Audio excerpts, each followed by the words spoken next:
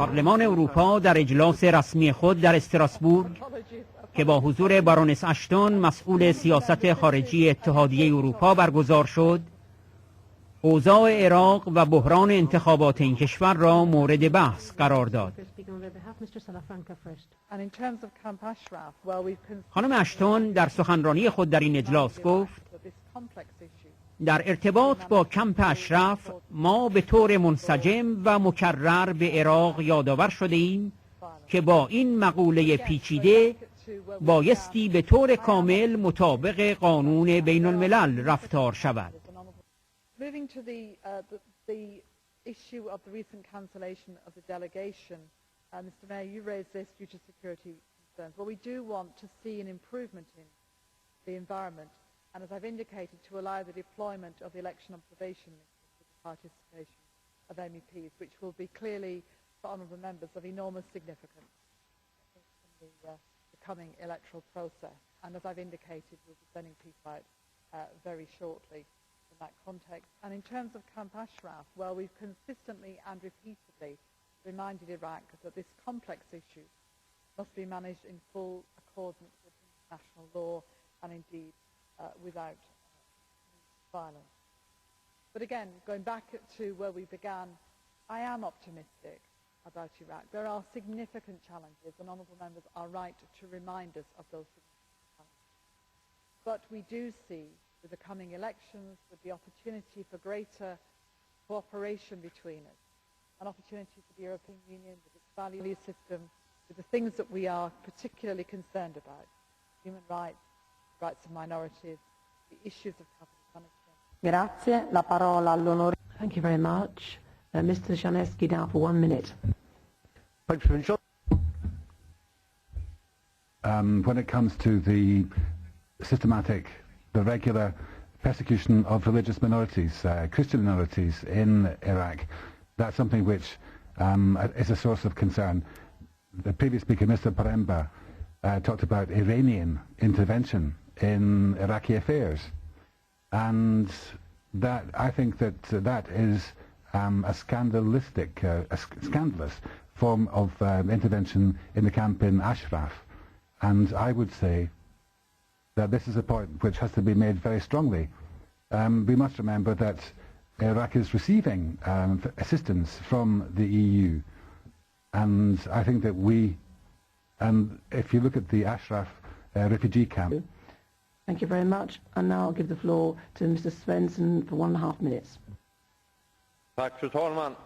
And I would like to remind you that in the local elections last year, more than 3,000 women stood for election, and in a very transparent manner in an Arab country, and a number of women were appointed to high positions. I think that is a positive thing in an Arab country.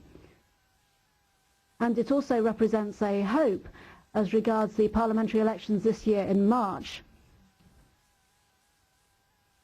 The Sunnis took part in the local elections, but unfortunately, a few weeks ago, 14 Sunni parties and hundreds of people were denied access or the ability to take part in the elections. The Defence Minister and Mr. Al-Mutlaq, who is the head of the Sunni Party for Dialogue, were amongst those people. I think it's very important for the future of the country and for the democratization of Iraq. I think it's very important that we consider the ethnic makeup of Iraq and the need for cohesion. I think, Baroness Ashton, that we need to be very clear when we are talking about ethnic and religious minorities in Iraq. Elections to the Iraqi parliament will be key to the future of Iraq.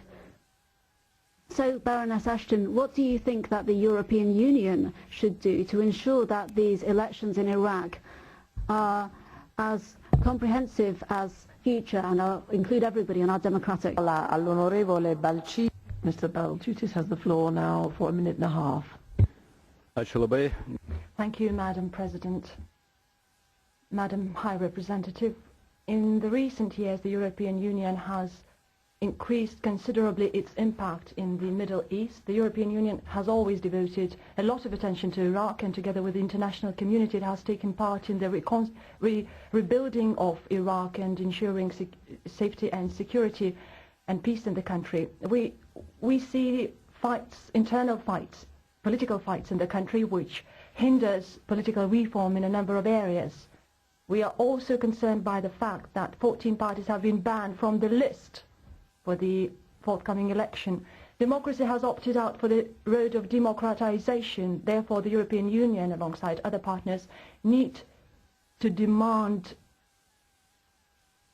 adherence to international obligations and respect for human rights and freedom. The next item on the agenda is the statement by the High Representative of the Union for Foreign Affairs and Security Policy and Vice President of the Commission on the situation in Iran. I am deeply concerned over the reports of violent suppression of demonstrations and arbitrary detentions in Tehran and other Iranian cities during the recent Ashura commemorations at the end of December. The use of violence against demonstrators seeking to exercise their freedom of expression and rights of assembly is not acceptable. These are universal human rights that must be respected, and those detained for peacefully exercising those rights should be released.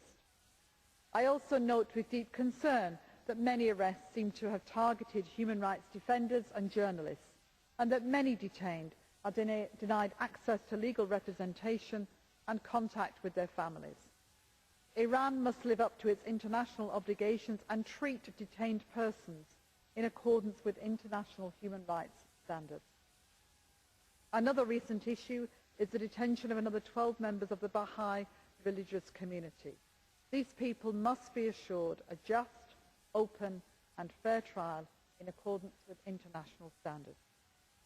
The EU has spared no opportunity to ask the Iranian government to respect those international obligations they freely and voluntarily adhered to.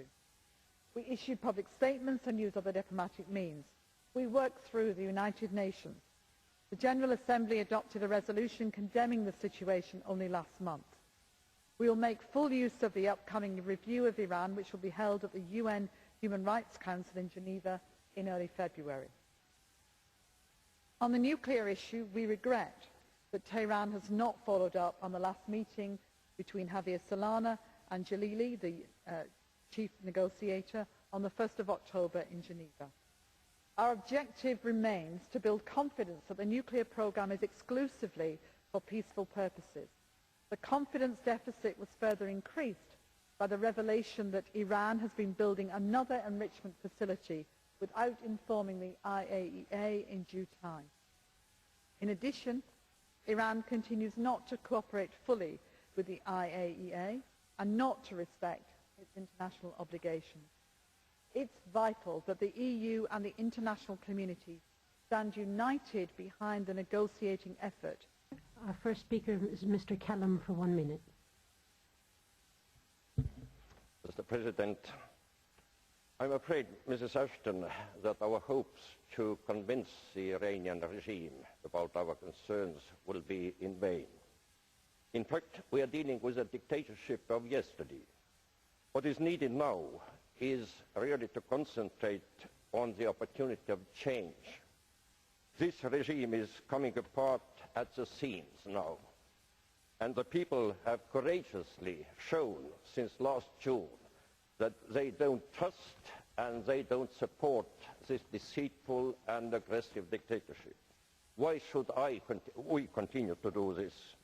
We need to support with seriousness the civil society and democratic opposition, including the Council of National Resistance, which is the only organization which has come out with a very clear democratic program of like and nuclear-free Iran. Thank you.